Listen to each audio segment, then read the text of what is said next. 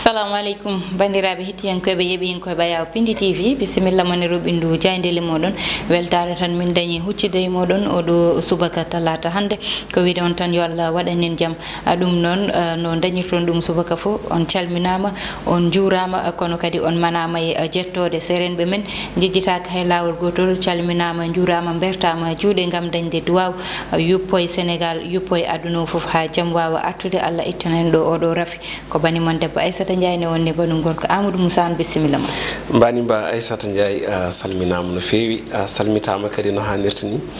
mi heeɓi gollirali noon yimɓe mbi aci ko toñata kam ko min de est ce que ko min toñata ko an toñarde par ce que nanɗo jom woni lewru fawdu a toñade no mi toñani min kay mi namdi tan ko toñangue de ɗum noon ko kamɓe kaali min kam guilden mi haalana haydara ɓe cikkano ko toñangue kono ko namdara ko kamɓe goni settotoɓe kamɓe kaali ɗum noon accu toñangue sa ɗum somi rumtimi e mataw gonmi koye yoftade moƴƴande par ce que mbeɗene fawodir tan aɗane fawodira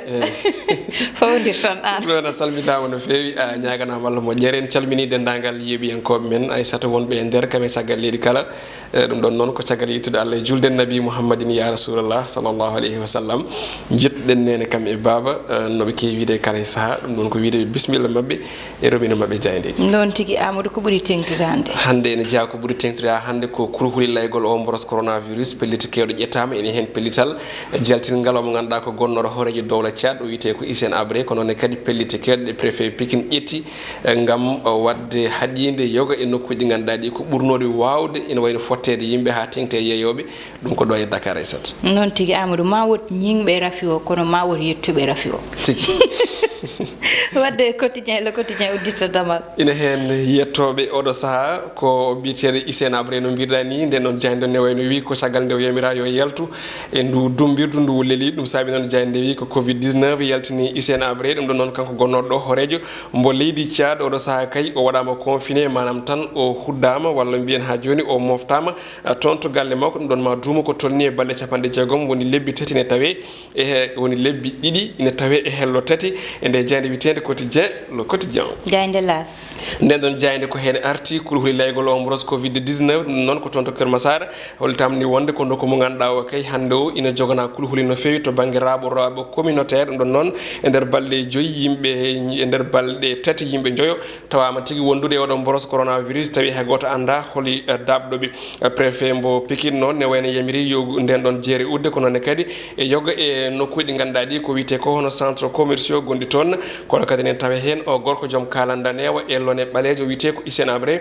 gam kay hulde laygol mboros coronavirus wota yettademo tigui kanko nayejo mbo dowla Thiat ɗo noon ne wayno tan covid 19 o saaha yaltinimo mo duumo galle makko tolni e balɗe 60 ɗum ɗon noon o ittama hanki jamma toon to Cap Manuel nokko mbo lelino jayde vox populi koye on fannu arti ɗum ɗon noon o yalti tigui e ndu dumbirdu e yowre ɗum ko hanki jamma tigui wonno corona yaltini Hissène Habré ko tolni e balɗe 60 oɗo gorko joom kalandanewa tigui ne wayno junggo hollirde wonde tan heeɓi welitare ko tolni e lebbi ɗiɗi Louga ko watti tigui hono diwan jeenaɓijo hebde o mboros coronavirus e nder 14 tigui diwan gonɗo e nder leydi men Sénégal holtam noon wonde toon ko cas communautaire woni tan dabaɗo anda hol dabɗo ɗum saabima noon ha yimɓe nogas e jeenaɓe mbaɗa identifié woni tan gandama tigui o saaha nana ndewi nde to banggue ha joni laamu joguiɓe ko yetti ko e gueɗe safare leydi ndi limore hanki ko temedde ɗiɗi e nogas e jeegom tigui woni ko ganda wondude oɗo mboros guila tan ɗiɗi lewru mars ha yetti ñalawma hanki o tawi noon hen 90 celli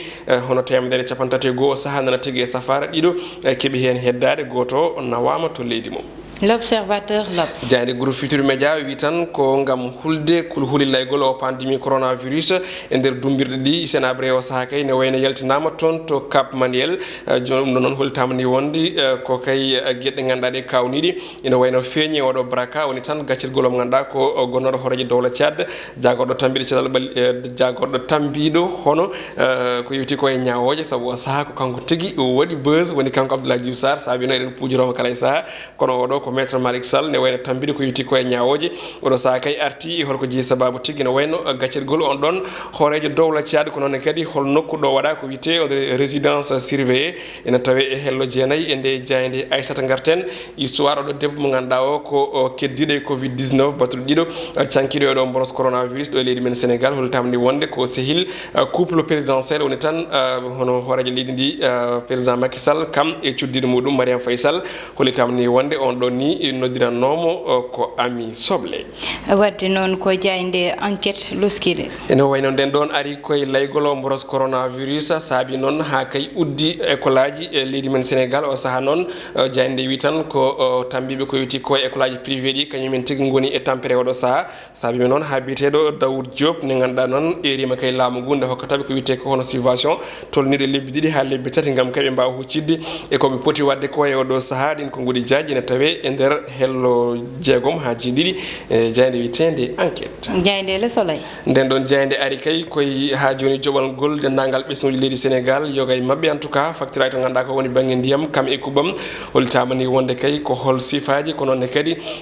hol kay ɓe ganduɗa ko ndeɗo eɓɓore jopima koko yewti ko e nder 17 milliards e halis meɗen CFA hen 2,5 milliards ene wayno kañum kay tinda ko e facture aji ɗi ganduɗa ɗi ko kuɓam woni courant o tigui ɗum ɗon noon e nder mbiyen ha joni temedde jeenayyi e capanɗe jeeɗiɗi joyyi ujunere pawɗi temedde joyyi e nogas ɗiɗi client tawi noon ɓen ɗon kala ma kay keɓ ndeɗo eɓɓore ko ɓuuri yawde e yaccade wiide jagorɗo hanki ko noon kadi clineɓe ganduɗa ɓe ko woyofal ɓen ɗon kadi ina kay jeeya e nden ɗon limore to banggue facture aji ndiyam ɗum ɗon yoɓetaki ko tolni e lebbi ɗiɗi paadi ɗum ɗon noon koko yewti ko eko wiyete transport social tawi noon ko clineɓe kala hay goto ene wayno accetake caggal libération nden ɗon jayde ne wayno ari kay koye e balal mabɓe ummade tigui e poste uji gam fewde e oɗo force covid 19 gomu kay ganduɗa go saaha koko darna gam ene wayno haɓade o mboros coronavirus Sonatel no jayde wiri ko légende mo ganduɗa o kay ko 2 milliards woni tan milliard uji ɗiɗi woni koɓe mbaɗi hen hol kay ko jeeyi sababu wondeɓe légende mataw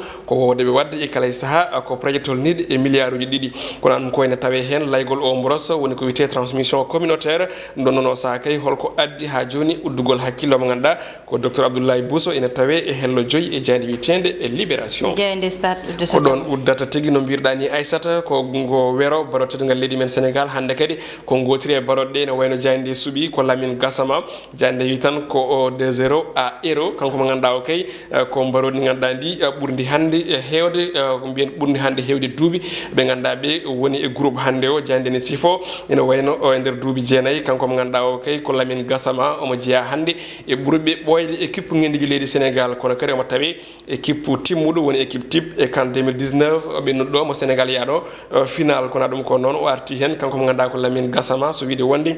critique aji yimɓeɓe ene wayno o hokkimo tigui wawde famde ko noon kadi e yarude yesso no hanirta ni kono ɗum koyne tawe hen konngudi mbarodi gondi o wiyete ko Idrissa Gana Gueye kanko noon o woƴa ko yidde makko o saaha ko yo Kalidou Koulibaly arton to Paris Saint-Germain ma moƴƴe makko kono kadi ma moƴƴe on ɗon club lamorgo leydi France ina tawi hen Ligue des Champions calendrier mo ganduɗa o kay ko gam yidde gayniri on ɗon championnat européen ɗum ɗon noon l'UEFA ne wayno fawi tabal ko tolni e sifaji walla mbiyene fannuji ɗiɗi gam gaynude oɗo saison dariɗo tawi darne ɗum ko laygol mboros coronavirus ko ɗum wonno ko tongude robi numen jeyde je Ousmane Aissata non tigi Amadou wadde udditen ko e ɓoore wonde woni banggue gueɗe rendo noon ha joni tan keddotoɗen koye oɗo mboros mo ganduɗa ha joni nana jokki uddude haqqillaji aduna o foof ɗum noon Amadou hande men jewtita ko ganduɗa kañum woni ko kewi toon to Keur Massar to tawde kawuji 5 e balɗe 3 saabima ha woni yen yoga e yeeyoɓe guitta e palace uji mumen kono kadi marché o udda e to banggal rond point o foof Amadou toon fo mataw ɓe lawƴiti ɗum ha laaɓi ha joni kadi e ko fayi e tan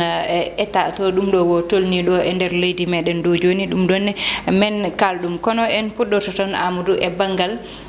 transport walla mbiyen yangarta o ɗo e nder leydi meɗen sabu ene anda gila ko ɓooyi seeɗa ɗo e ɓalde wonko udda hen banggueji ganduɗa uddama gam yangarta o wasa dañde walla mbiyen Sénégal foof goto fof wiya ko jooɗo ɗo gonɗa ɗo woni wonɓe Dakar yo keddo Dakar wonɓe Thiès yo keddo Dakar ɗum ɗon fof haɗa kono noon ƴewtida ko wonɓe ganduɗa ete nana gujjito Amadou ine jaaha ka voyage uji ha joni nana jokki Aissata ne wayno ko gueɗɗiɗi nen hen no mbinomi ni oɗo rafi namdi ko wonde guendiyanki c'est à dire gona ko wiyete patriote gona neɗɗo mo ganduɗa o ko jiɗɗo leydi ndi d' abord jiɗɗo drapeau gañƴo kadi aussi laygol oɗo mboros coronavirus holko tagui mbiɗen noon nde tawno eɗen gandi jogay yimɓe kamɓe ko ɓurniɓe foof ko posuji tedduɗi ɓurniɓe woni to banggue copreje ene hen ɓeɗo sofreɓe ganduɗa ɓe ina mbaɗa yaha garta hakkude diwnuji ɗi ina nawa yimɓe tawi koye mbadi suuɗo kadi yimɓe pam ɓe ndewani e route national uji ɗi woni 1 woni 2 woni 3 ha 7 ɓe ndewata ko laabi ɗi ganduɗa ɗi ko witeɓe les routes secondaire woni tan laabi ɗi ganduɗa ɗi ko coodi ina nder ladde nde ina nder saraji guure ɗi gam nawde yimɓeɓe tene kadi eɗen gandi ko hunde ganduɗa nde ko hawnide kono noon ne wayno no mbawi wadde foof ɓe daɗani saabu nde a waɗa alerté kamɓe joguiɓe ko yetti ko e gueɗe ndenka yimɓeɓe woni gendarmerie e kamɓe militaire uji leydi men ne wayno mbaɗi hen gueɗe payɗinde saabu ko heewi ɓe jaggama ko tolni ko ɓatti temeɗɗe ɗiɗi auto e chauffeur munen o saaha hande nana mbaɗa e dumbirɗi nana jagga sababude wadde ɗumen violé ko yetti ko état d' urgence kamɓe couvre feu saabu ko hen gonɗen donc noon so wiyama état d' urgence firti ko yaaha gatta ɗi koko en jogui to haaɗi so no mbiɗani ni so tawi a woni e Dakar koye Dakar jahata so tawi a woni e Thiès koye Thiès katta sa woni Matam koye Matam katta donc noon hay goto ala droit ene wayno wadde violé ko yetti ko kuule leydi laamu ngu hono lelni ɗum gam haɓade o mboros coronavirus saabu so tawi a yeehi a waɗi transport ko wiyete ko hono hakkude guure a waɗi violé déjà ko laamu ngu fayi koye tabal waddi ene wayno ko kuule laabi ɗiɗi jomum waɗi violé waɗi violé ko laamu ngu fayi ko kono kadi waɗi violé wonde ɗum neɗɗo mo ganduɗa o ko ha joni biteɗo guendiyanki mo kaltani kalisa o noon tigui Amadou aɗa andi hecci hanke mi yi vidéo baɗowo circulé auto ji ganduɗa jague jawiji ina gujjito ina ndewa e ladde nde ko mbiɗa ko e route secondaire uji rewata ladde nde saabu eɓe gandi noon ladde nde aɗa andi ko wayno maggal walla gammu so dañi aɓe kewi ƴettude ɗin laabi beele maɓe dañ lawol jawgol hande noon ko ɗin laabi ɓe ƴettata gam wawde nattude ga walla ɓe mbawa yaltude aɗa andi hande saɗa wirto yoga hen ko wayno garage uji nawoji yimɓe aɗa nana yimɓe ni mbiya Dakar walla tawa ana wonani Dakar gonɗa ko Mbour walla aɗa nana wiyoɓe Mbour ganda ɓen Amadou nana gujjito exactement ganda ɓen nana gujjito ina jaaha ha joni ne waɗi ummotoɓe Dakar ne jaaha ne waɗi ummotoɓe région ji ine gara Dakar walla région ha joni ɗum ɗon noon woni ko ganduɗa aɗa ndan mbiyata ko Amadou wondi guendiyan kono neɗɗo neɗɗagu tan ina foti yonde neɗɗo pour anda ɗum ɗo yete haalis yadata koye cellal saabu so neɗɗo joguima haalis sellani ko haalis mum o safata ɗum haydara wadde noon yimɓeɓe poti gartirde haqqillaji mumen ganda ɗum ɗo ɓoyani ko ganduɗa ko an jotto rafi mo ganduɗa a wiyama wona kañum tawatma kono ko an tawoyta ɗum ɗon noon ko an foti ƴettude responsabilité ji ma jooɗoɗa ganda ɗum ɗo tawde ɓoyani yumi joot mi faɗaɗo ɗum aɗan so neɗɗo rafama tan yahata haajuji mum fo taƴat joɗɗa cafroɗa ha cellade jaaha tawde noon hankkadi Allah fawi en enen fof ken rafaɓe yen jooɗoroɗen Allah ha ko wayni ɓenna saabu Amadou ina weɓita en ñagaki Allah kadi wona ko ganda jokkat eyyi ɗum ɗon noon ha joni tan e banggal yette rond point toon to ganda woni kelma sarto juste jaafoɗa haadema arde hen wadde précisé oɗo image mo ganduɗa nan circulé réseaux sociaux woni kaaru jaga jawi daneji juɗɗi ɗi tolni e 4 malla e 5 ene jaaha e ladde ko image uji ɓoyɗi certes ko kañum dokki alerte hande force de l'ordre wawde no wone ƴettude disposition ngaji ha wawi yittude laabi ɗi ganduɗa ɗi yimɓe nde hen kono image o wona image kesso o wona image ngol ɗo sa daari darde image o tan ene yona par ce que ma yi toɓe ndewat ɗo ko guesse ɗe ganduɗa ɗe firti ko saaha ndungu walla saaha dabbude ko wayno ko basalle walla ndemanteri wondi en tout cas ene faye e sanga coñal ɗinon bisuji en ndewa ɗon wadde ɗinon karuji en ndewa ɗon ko image mo ganduɗa o ko ɓoyɗo kono kanko saabi ha laamu ngu wawi hokkede alerte mo ganduɗa o haɓe ƴetti ndenka mawko to banggue aérien woni avion ngaji haɓe jii yimɓe ene ndewa e laabi tawi ko otoji goɗɗi noon tigui Amadou ko image mo ganduɗa hande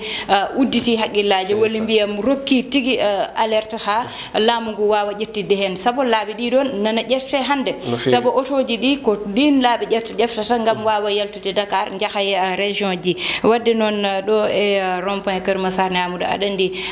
kawuji 5 e balɗe 3 ɗum ɗon ina hulɓini seeɗa e to yimɓe puddoto dañde hande espoir ndam no rafi o ummoriɗo saabi noon on banggue lawƴama no fewi ɗum ko hunde fof noon wonde Aissata kono noon ko décision mo ganduɗa o ina tardi ene ɗeɓi nandude eko kalɗen ɗo joni ko woni banggue otoji ɗi laamu ngu mbiɗa sikki guilde président yalti waɗi décrété état d'urgence waɗi couvre feu mbiɗa sikki elle ha mbiyama to yimɓe mbaɗi hakkillaji mumen ko rafi o raɓodirta ñalawma ko jamma o raɓodirta mata o raɓodirta ko à partir de 20h ha 5h30 walla 5h59 tawi wona noon rafi woni déplacé ene yaaha ene nayi yimɓeɓe jamma e ñalawma subaka kikiɗi waddi ko wayno préfet hande mo Pikine ne fonno ƴettude pelliti guila ɓoy saabu eɗen gandi ko rond point mo ganduɗa ɓurɗo wawde waɗede fréquenté to banggue yeeyoɓe to banggue yimɓe sa en jiyata ko yimɓeɓe ina natodiri yimɓeɓe ene calmodiri distanciation sociale biyaɗo hakkude neɗɗo e neɗɗo fodde 1 métre respectaka donc mbiɗa sikki kanko préfet on fonno ɓamde décision guila nde laamu ngu ƴettinde ñande en kaali ɗum ɗo e plateau mbiɗen wona leyɗe nanɗo e Dakar ngal ɗon leygal ko hen jeeyano en kaali mbiɗen wonde ko leyɗe ganduɗa ɗe hannde nde jaaɗen toon nde en jii yimɓeɓe no corcodirat no calmodirat no memodirat ha mbiya ele leydi ndi wonani e kulhuli o rafi biteɗo coronavirus donc ko décision mo ganduɗa o leeli no fewi kono kadi ha hannde ɓaade ɓe ƴettingal pellital alhamdulillah ne eɗen mbi tan yo Allah hanan min ɗum ɗo noon tigui Amadou amin wadde hanki Amadou test uji 95 waɗama ko nayo garti hen ne jogui rafi o sappo noon jalti kote koreji mumen celli ko tolni noon mataw guila rafi o fuɗɗi ha joni ko kawuji temeɗɗiɗi e nogas e jeegom woni 226 cas ɗum noon ine jeeya hen e 90 ɓe ganduɗa kañumen celli kono kadi 131 ɗo joni ko kamɓe goni sous traitement walla mbiyen ko kamɓe goni safrade oɗo saaha ɗiɗo noon mbasi hen pittali mumen e goto mo ganduɗa yaltinama leydi ndi mataw ruttinama leydi muɗum Amadou ɗum ɗon noon ko ñagade tan Allah waɗana en jaam amin amin en tout cas kongol ngol hande jiɗɗen haalde tan ko fewde safroɓe Aissata ɓe ɗana he jamma ɓe ɗana he ñalawma kadi dokken tan révélation mo ganduɗa o eɗen keeɓi ɗum guila hanki kamɓe safroɓe 10 heures de temps Aissata eɓe nayi hôpitaux ɗi eɓe toppito ñawɓeɓe jomum ƴettata téléphone ñamata yarata memodirta hay goto haaldata hay goto salmodirta hay goto 10 heures de temps mbiɗen fodde heure uji sappo e ñalawma o darde tampere darde e jonde jomumen ene ƴeewa safrude yimɓe wadde hannde eɗen mbiyaɓe tan ha joni wotoɓe ñongu juuɗe kamɓe fof e tampude haare mabɓe yo jokku inchallah ha oɗo rafi yalta leydi men Sénégal eɗen mbiyaɓe tan yo Allah hokkuɓe kamɓene cellal ha mbawa sellinde yimɓeɓe amin Amadou yo Allah hokkuɓe cellal kadi wadde félicité ministre de la santé e équipe muɗum foof ɗum wonno komin gaddannomon e banggal meɗen Roɓindu Diaydeli ko wiide on tan yo Allah waɗanin jaame kisal ittana en oɗo rafi ko banimon debbo Aissata Ndiaye ne wonno e banum gorko Amadou Moussa Ndeye Fatou Massaly heɗanno e banggal caméra o Allah jarama on jarama